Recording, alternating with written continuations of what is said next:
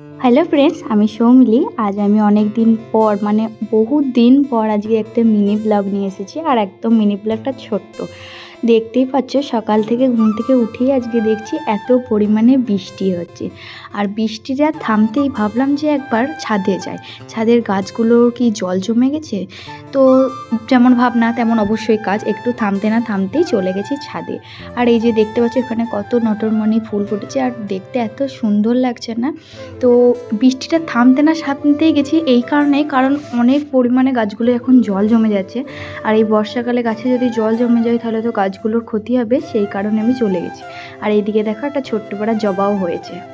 গাছটা এতটুকু দেখলে হবে না, কারণ এতদিনে অনেকগুলো 10, 20, 30টার মতো মনে হয় ফুল দেওয়া হয়ে গেছে। এত সুন্দর পরিমাণে লাগছে গাছটা। আর এইদিকে দেখছো এখন বেলিও হয়েছে। বেলিগুলো কিছুদিন হচ্ছিল না, এখন দেখছি হচ্ছে। আর আবার এখানে একটা রজনীগন্ধার স্টিকও এসেছে। আর এটা আমি অনলাইন থেকে নিয়েছিলাম, গন্ধরাজের গাছটা একটা কুঁড়িও ছিল, কিন্তু এত পরিমাণে একদিন ঝড় হয়েছে সেই কারণে কুঁড়িটাও নষ্ট হয়েছে। আর যেটা দেখে আমি সব থেকে অবাক হচ্ছি, একটা উপরের ডালে কতগুলো ড্রাগনের ডাল এসেছে।